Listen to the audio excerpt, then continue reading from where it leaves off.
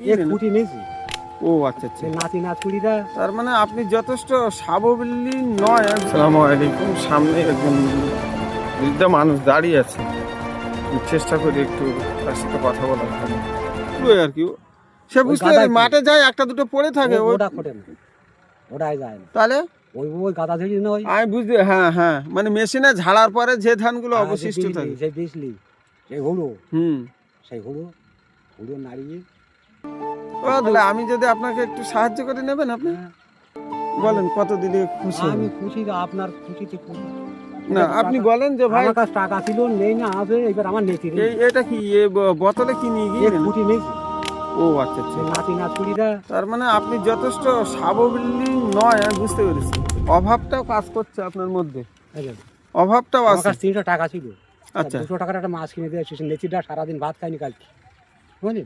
আচ্ছা আচ্ছা, আর এই 100 টাকাই আছে। আচ্ছা আচ্ছা, সে থাক।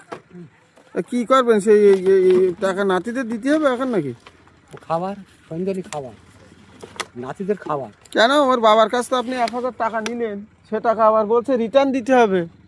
নাতি খেয়ে ফেলে তো এই যে একটা এই দুটো পার্বণ গেল, তোলেন টাকাটা, এই দুটো একটা পার্বণ গেল, তারই জন্য 4000 টাকা আমি নেতির জন্য রেখে দিলাম। হ্যাঁ, যাই না জ্বালাতন করে। মানে মেয়ে ছেলেদের কথা বলছেন? আচ্ছা, মেয়ে ছিল। তো ওরা বছর সালে একদিন আসবে আপনার বাড়িতে, দাদুর বাড়ি। হ্যাঁ, আমরা মুসলিমরা নানা বলি, আপনারা দাদু বলেন, বলেন। হ্যাঁ।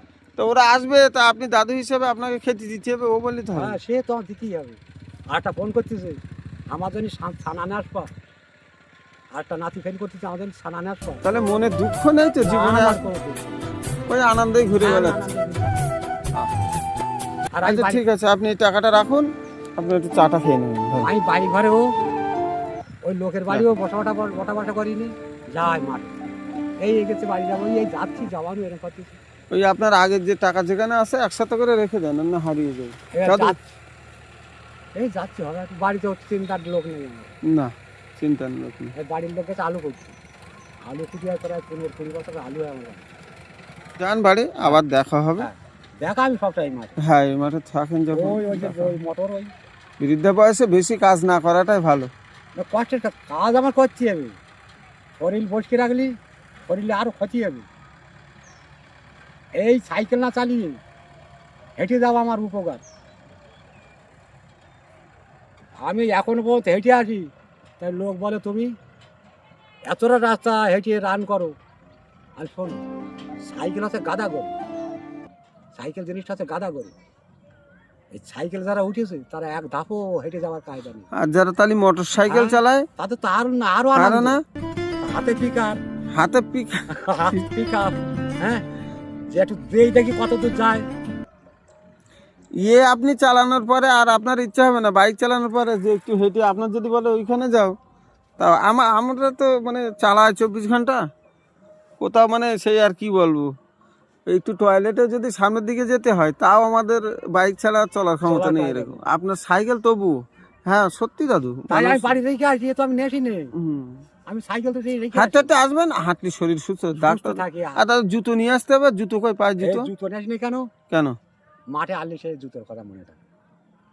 ও মানে জুতো কাজ করার পর আর খেয়াল থাকে না? আচ্ছা আচ্ছা, বাড়ি গিয়ে যাই, পাটা ধুয়ে যাই, এই আমার জুতো, তা তোমার জুতো দেখো, তা আস্তে আস্তে মাথায় সেই মাঠে আবার মাঠে আসতে বেশি তখন আসিনি, সেই আবার কালকে আসো সে কাজে। তো আপনার জুতো কেউ হারাবে না এখন। আর ভয় আছে ছেলের, ছেলে কি করবে? ওর এসে ছিঁড়ে ছুটে খাই করে পারবে। আচ্ছা আচ্ছা আচ্ছা আচ্ছা, রাখবে না। তাই আচ্ছা দাদু, শিয়ালে আবার মানুষের কোনো ক্ষতি করে না তো? মানুষের ক্ষতি করে, অনেক শিয়াল হলে একা মানুষ পারবে না। হ্যাঁ, শিয়াল আক্রমণ করলি, হ্যাঁ অতটা প্রাণী। আর শিয়াল আক্রমণ করা জিনিস না, একা শিয়াল থাকলে একটা মানুষই কিছু করে না, কিন্তু একটা গল্প কথা বলি, গল্প না কাজের কথা। ওই খাতে আমার পার, ওই যে খাতে শস্য ওই খাতে পার ঘুরতে পারে। এই মাঠে ও সব দিকে এখন শিয়ালের উৎপাত। আমরা তো চারিদিকে অনেক সময় 24 ঘন্টা ঘুরতে। দাদু তাহলে আপনি যান, আবার দেখা হবে। ভালো থাকবেন দাদু, ভালো লাগবে। হ্যাঁ ঠিক আছে, যান তাহলে, আবার দেখা হবে। হ্যাঁ ঠিক, আমি যাই দাদু, ওই একটু সামনের দিকে যাবো।